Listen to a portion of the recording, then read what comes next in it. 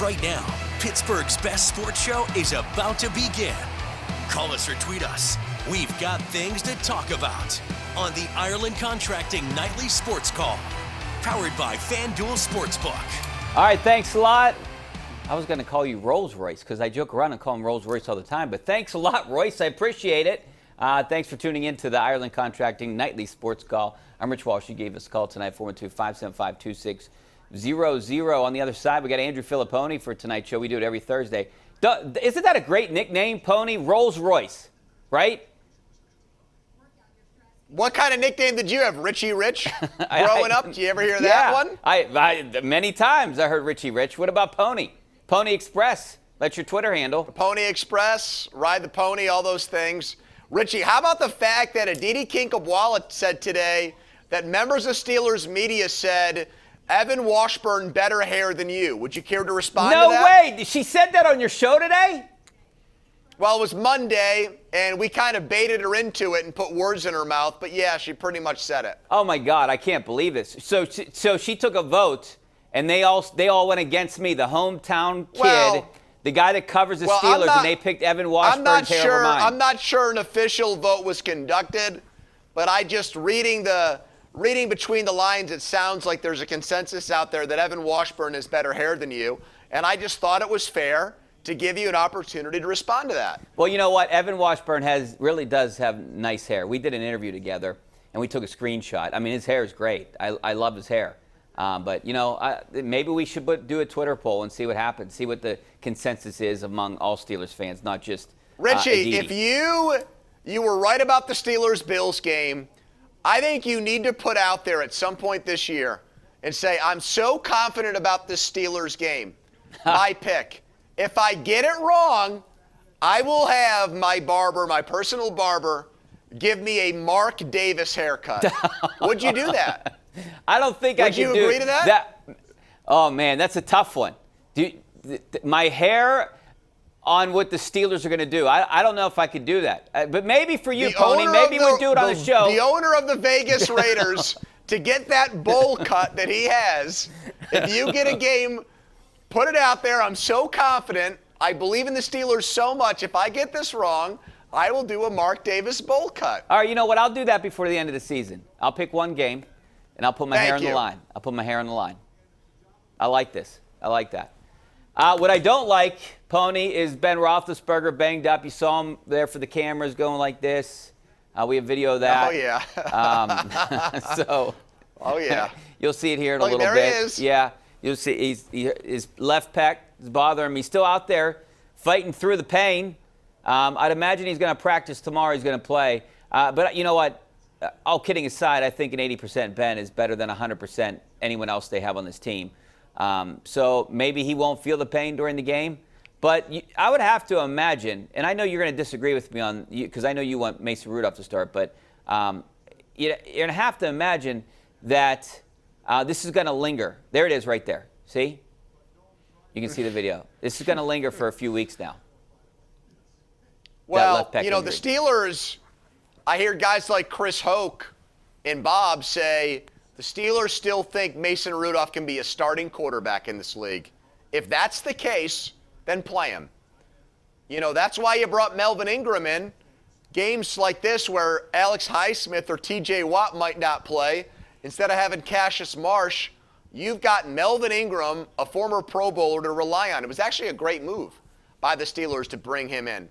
But if you honestly think, if the Steelers really believe that Mason Rudolph has a future with this team as a starter, not a backup, no better time than the present to get him in the lineup right now and tell Ben, nagging injury, pain on every throw, you're not feeling right.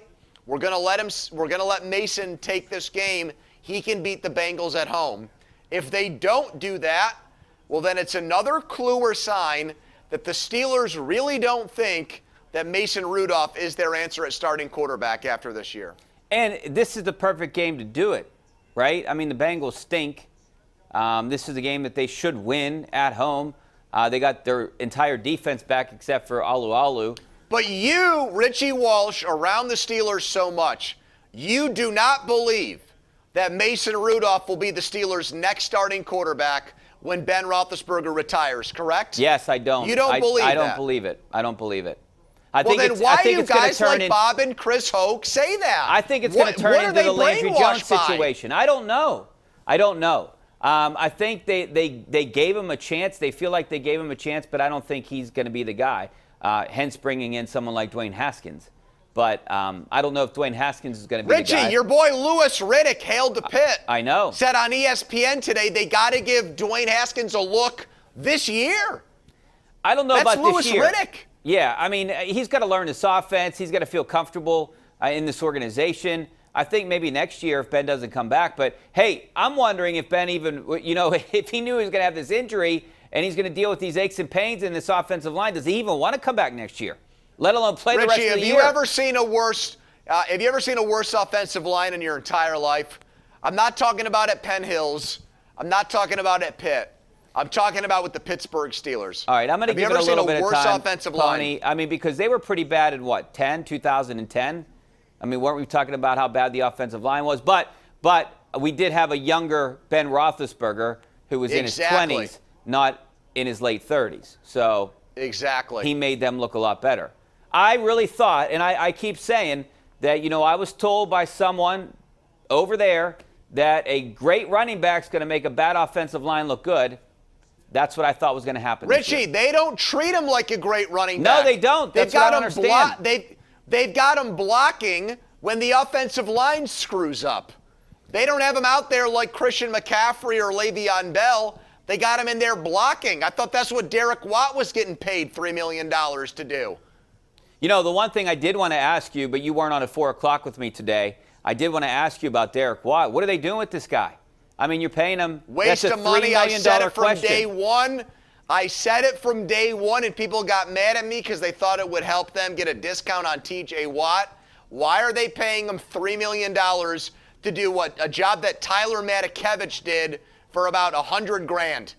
I mean, it's just a horrible, in a cap sport, it's a terrible waste of money to give somebody $3 million to just play special teams. He's not a kicker. He's not Steve Tasker. He's just a middle-of-the-road special teams player. So why don't they use him? Why don't they try to implement him in the offense he's like not they good. do San Francisco? Why did the Chargers let him go? Why was he undrafted? He's not a good football player, Richie. He's just got he's got a great last name.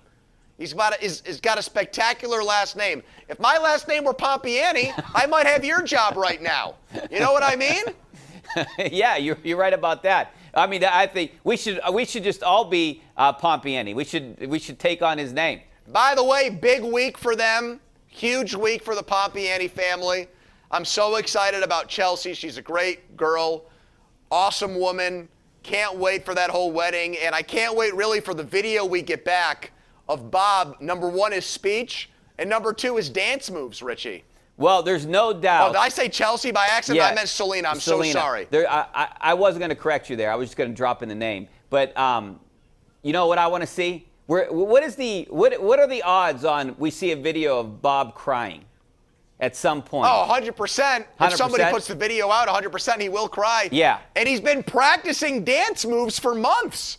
That's the best part. Him and Selena have a whole choreographed dance set up for this, Richie. I know for a fact he's going to cry. So we're counting on you for the video. I went into his office the other day, and he was going over the speech with me, and he started to tear up in the office. Oh, he's definitely crying. No question. Wow. I'd like to know what the odds on that are. Like, if you're going to take a bet, if you're going to book. Oh, I don't think FanDuel would put it up there because everybody would bet yes.